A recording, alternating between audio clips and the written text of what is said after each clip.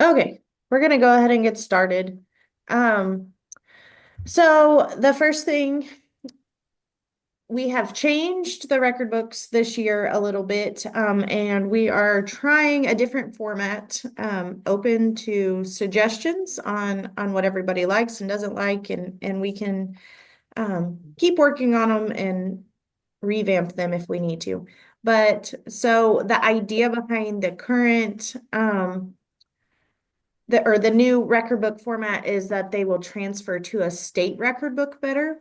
And if you haven't had any experience with a state record book in 4-H, that is basically how we win scholarships in 4-H is by applying for state record books. So the first year you apply for a state record book, if you win, you can win $1,200 scholarship. And then from there, the next year you can apply for an advanced state record book. And if you win that, you can win $2,000 scholarship. And then there's hundreds of thousands of dollars of other scholarships that you can apply for. Some of them have their own basically guidelines, but a lot of them are just your state record book that you submit for a different scholarship. So lots of different ways to win money out there, but the thought process is that we want to make the county record books where they will transfer easily into a state record book so that we can have more kids apply for state record books and hopefully win some money. So with that, we'll get started talking about the new record book format. So if you have um, the format in front of you, the first page is going to be my Alfalfa County 4-H record book. And you'll just fill in at the top the year. So for this year, 24 to 25, and then self-explanatory name, mailing address, city, state, zip, 4-H club, grade in school. They'll attach a little picture of themselves that just helps the judge visualize a little bit better. And then so part of the record book, the projects reported in this county 4-H record book. So you can participate in as many 4-H projects throughout the year as you want. And we encourage you with this new format to record all the things you did in 4-H. So your child may do sheep, they may do community service, they may do leadership, they may do fabrics and fashions, they may do food and nutrition. So we want you to put all the different projects that your child is doing in that box. That project's reported in this county record book. So if you have an entry in there for all of those things, go ahead and put all of them in that. That just helps you when you go back to create that state record book, because by the time they're doing a state record book, they're going to have narrowed down their project areas a lot more. And so by the time you do a state record book, the idea is that you take all the years of their county record books and you're able to go through it and pull things out of it. So say they were doing horse, and this year, a horse state record book. This year they didn't do anything horse. It would just help you narrow it down. So that's what that rectangle is for. This parts of the county 4-H record book, that's going to tell you what needs to be in the record book and in what order. So it says completed pages 1 through 6. So that's this document that you've got in front of you. And then a highlights page. So we'll talk about special awards here in a second, but the highlights page is only if you're applying for a special award. And then it says pages of pictures, and you have a 3-page maximum per project area. So if I was in 5 different project areas, I can have 15 pages of pictures. In the past we limited the pages of pictures, but I feel like letting them have 3 pages of pictures per project area allows you to be able to then, when you do that state record book, go back and select the best pictures that show growth. And so that's why 3 pages per project area. And there's no maximum of number of pictures on a page, but it doesn't need to be scrapbook style. I it can be digitally done if you want to, or it can be the way we've always done it is printed pictures, and then and they do need captions on all of the pictures. So, and then the story is a 4-page maximum. We'll talk about it here in a second when we get to that part. All right, so then the next part to this first page is county medals.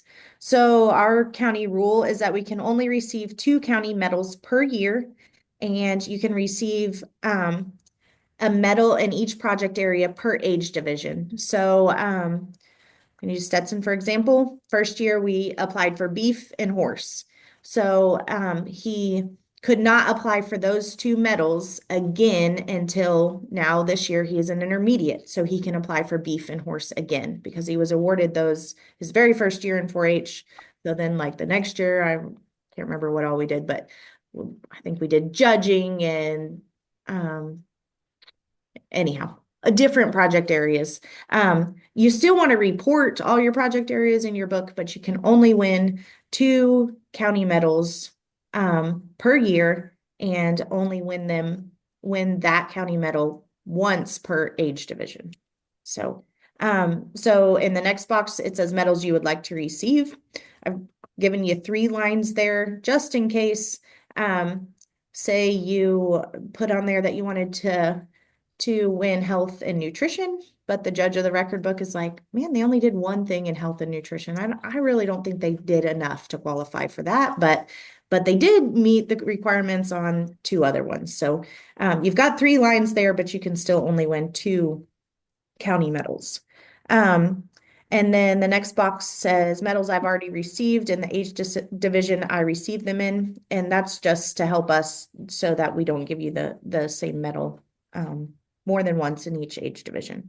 So, all right, next line says special award I am applying for. That is, special awards are unique to our county. I don't know if any other counties do them, but it's something that years ago they had donors that were interested in basically rewarding the kids for going above and beyond in their project area. So there's a list of special awards in your Alfalfa County 4-H record book guidelines. Currently, what we offer for special awards, we have Beef Award first year, Outstanding Beef Project, Clothing, Fabrics, and Fashions, AFR Citizenship Award, Food Preparation, Food Preservation, Goat Award, Horse Award first year, Outstanding Horse Project, Horticultural Award, Reporter Senior, Reporter Junior, Secretary Senior, and Secretary Junior. We've got a first year Sheep Award, Sheep Production, first year Swine Award, Swine Production, Outstanding First Year Member, Junior Hall of Fame, and Senior Hall of Fame. So those special awards, like I said, are donated. Local businesses and individuals have sponsored those. If you hear of somebody who, hey, they might think that they want to sponsor a poultry award, we're more than happy to add extra special awards in there. We just have to have a year in advance notice so that we can include it on this guidelines page. But so the special awards, in order to win those, like I said, it's for youth that have gone above and beyond in their project area. So in order to win those, you need to do a highlights page, which is just one page. You can organize it any way you want, but it's one page outlining everything that you did in that project area that year. The exception to that is if you're doing a junior Hall of Fame or a senior Hall of Fame, and then that's still one page, but it's all of your like the best things you've done in 4-H for your 4-H career. So that one's a little more difficult because it asks you to reach back into your, all of your 4-H career, where the other ones are just highlighting the things you did for this year, 24-25. So that's what the special award is. So if, say I'm applying for the GOAT award, I'm going to write it there on that special award I'm applying for and just fill in GOAT award. No, you're good. More than one special award. Oh, can you apply for more than one special award? No, you can only apply for one special award per year unless it's Hall of Fame. You can apply for Hall of Fame and a different special award, but otherwise just one special award per year. If that's not in here, we need to add that to here.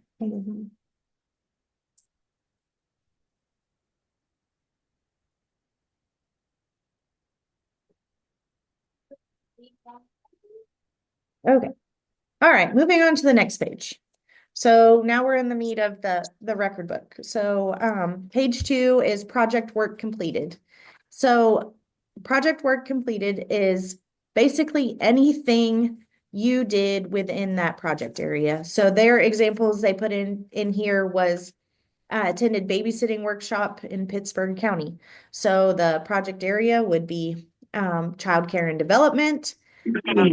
And then L, C, D, and S stands for local, county, district, and state. And then if it was like a contest, you would put your placing or award. So the next example they gave was entered cookies in the McLean County Fair. Project area would be food and nutrition. That's a county fair. So put an X or a check under the C, and then their placing or award. So project work is basically anything you're doing, even if your 4-H'er is, they have a food and nutrition project, their project work, if they helped you cook dinner one night, that's project work for food and nutrition. So we often get this tunnel vision of what project work is, that it is something that 4-H'er did, maybe with the extension office or something that was directly done with 4-H, but that's not what project work is about. It's about making, your whole life is basically centered around your project work. So I'm going to use horse, for example. So they might do the spring livestock horse show. That's project work, but so is when they went to the Cherokee Roundup Club play day. That's also project work. It's trying to think.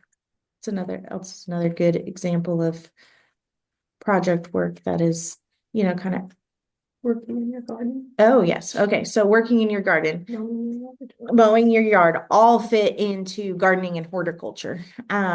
So basically my point is don't be tunnel visioned on project work completed. You can get as detailed here as you want. Obviously, if you're applying for a medal that year or you foresee yourself doing a state record book in that project area in the future, put it down here. That way we don't have to rack our brains whenever we are going to complete a state record book when they're old enough. So, all right, project work completed. The next one is what have you learned in this project?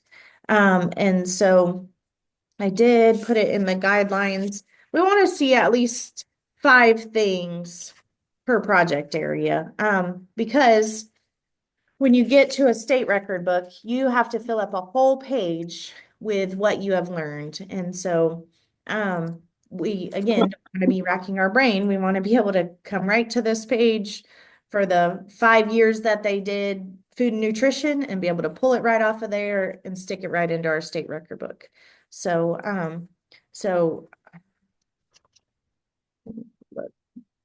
what I put in my Bible.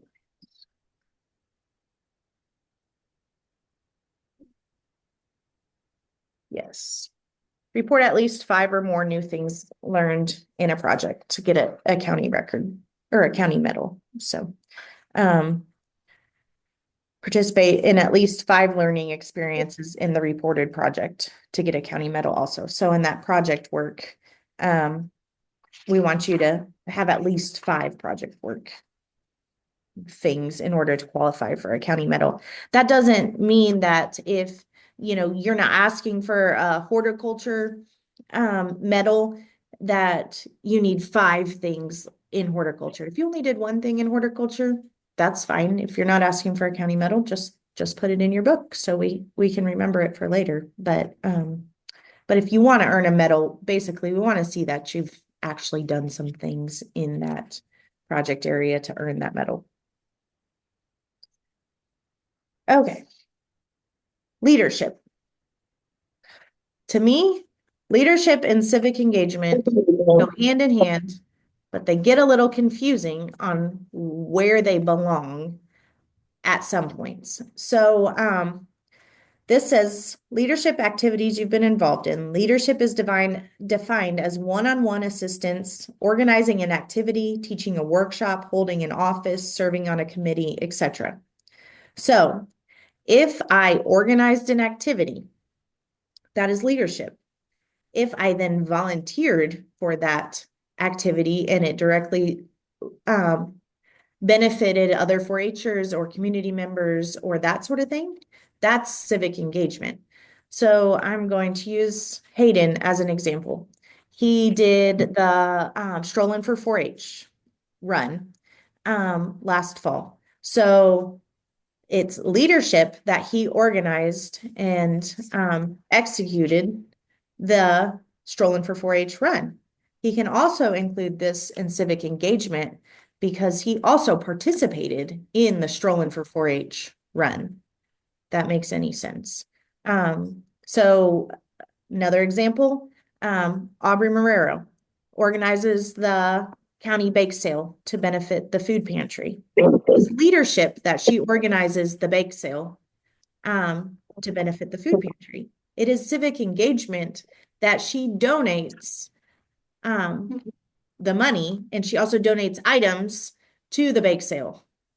So that's kind of how all of that plays out. Like a lot of times it's both. If the kids are doing something for someone else, it's civic engagement. But if they are organizing or teaching somebody something, it's leadership. So and leadership doesn't have to be, some grand thing like organizing those two events. It can also be I served as a mentor to my even younger sibling on their sheep project, or I, assisted or I showed a younger 4-Her how to fit their goat at the county fair, that sort of thing. Like that's all leadership. So we often put leadership in a box that it's holding an office, but that's a very small piece to what leadership is. Also, that can fit in leadership is your leadership work or camps and that sort of thing. So like district leadership conference, roundup, if you're a camp counselor at county 4-H camp, that sort of thing. That's all leadership.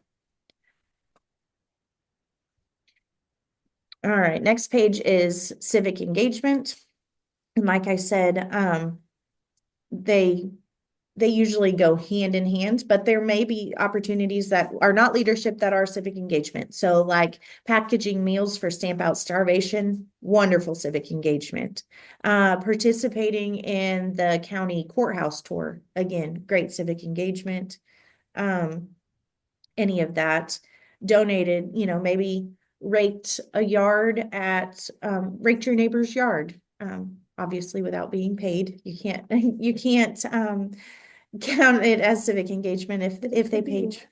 Yes, but it could be like if you are getting paid for it, you could and learned how to rake a yard or whatnot, you could include that in your project work. So there's a place for everything, basically. But okay, so the page says include activities that benefit an individual, a non-4-H group, or the community. May include activities that exhibit the qualities of being a good citizen. So, anyhow, civic engagement, basically anything that you do to help somebody else. Again, you don't have to limit it to just the project areas that you're reporting on. In the state record book, it's all civic engagement throughout your whole 4-H career. So we want to make sure anytime and same thing with leadership. It's not directly related to your project area, what they let you include. However, if we're talking about creating good 4-H projects, it's always nice to have some civic engagement and some leadership that does directly relate to whatever project area you're doing a state record book in. So, again, I'm going to use Hayden as an example. The thought process is that he will eventually do a healthy living state record book. So that strolling for 4-H, that just is a dynamic activity that really works into his state record book. So. All right, next page, 4-H awards and special recognition. And with the year. This is any 4-H awards and special recognition that you got throughout the year. So if you won Grand Champion Lamb at the Alfalfa County Fair, you can put that in there. Any awards. So maybe you were top seamstress at the Fashion Review. Those are all any 4-H award. So if you were, let's say, valedictorian of your class, that's not a 4-H award. It is something that you definitely would want to include. So you're going to put that in that non-4-H experience down below. And I encourage you to include all of your 4-H or all of your non-4-H experiences. So like if you played softball on the Cherokee Rural League, or if you went to Vacation Bible School. When judging state record books, it's amazing to me that some of the best state record books fall short on this page, on the non-4-H experiences. We want to see a kid that's well-rounded. We don't want to see a kid that has done a ton in 4-H and is very admirable, but then only filled 2 lines on their non-4-H experience. So the state record book looks almost identical to this page when it's reporting these things. And so you'll have, 15 lines like this on non-4-H experiences, and we want to see them filled. We don't want to see them empty. So make sure you think about all the things that they did and get it in here, because that just helps you down the line whenever you're trying to rack your brain on, oh, I can't remember what else you've done. So.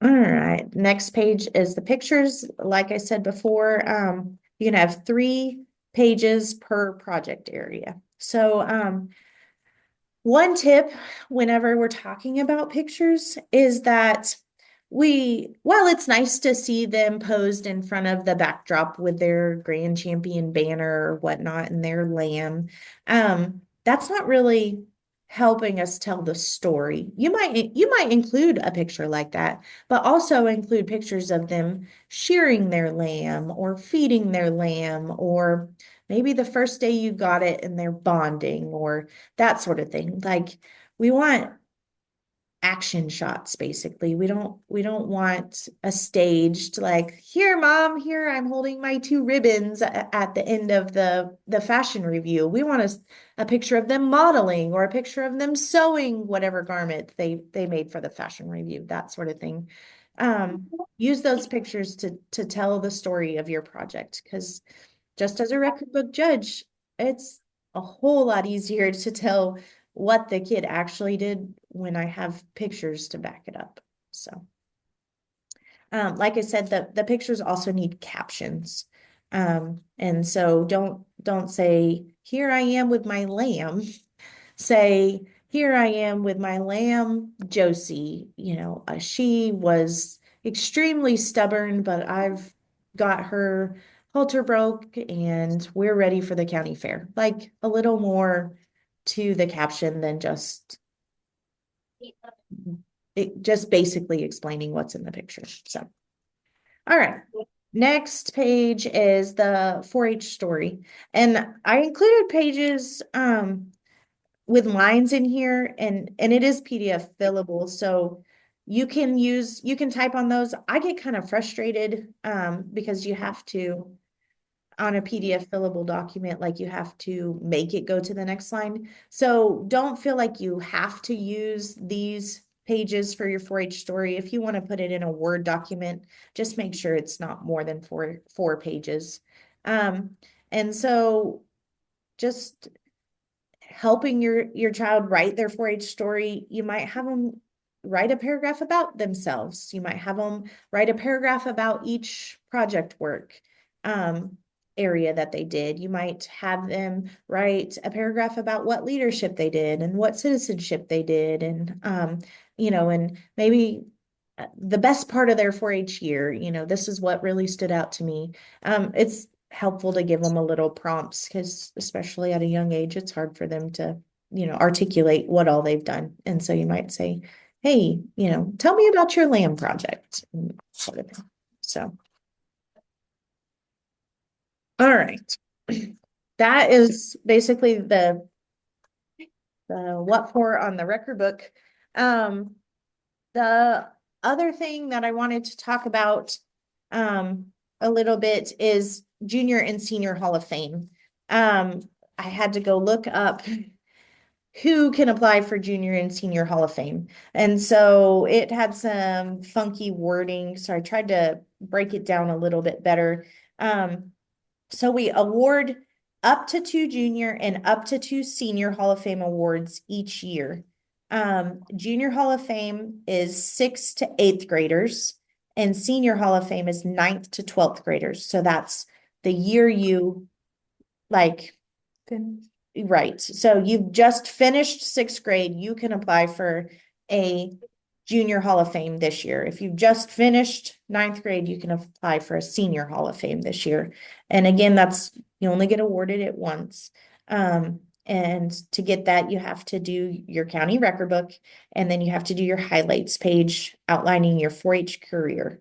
And then I don't think I said this before, but anybody who applies for a special award, which includes these Hall of Fame awards, you will be called in for an interview. And I don't have the date of that off the top of my head, but we do have the date figured out for the special award interviews. And it's not hard whatsoever. It's a 10-minute interview, and they will just ask about whatever special award you're applying for. So if you're applying for first year beef award, they're gonna ask your 4-H'er about what The same as the pool party or no, it's the same as the Cleverbud Day King. 7th. So July 7th is when we're going to do the special award interviews, and they'll be in the afternoon. So yeah, it's anytime we can get youth in front of somebody for an interview, we're just preparing them for the future, for a future job interview. And so they've got to get comfortable, being asked questions and honestly being able to talk about themselves. I know that's something I really struggle with is, nobody likes to toot their own horn. So, but in order to get a job, you've got to be able to do that. And so that's the whole idea behind having interviews for the special awards, is that the more times we can get them an interview, the better we can prepare them for their future career. So does anybody have any questions?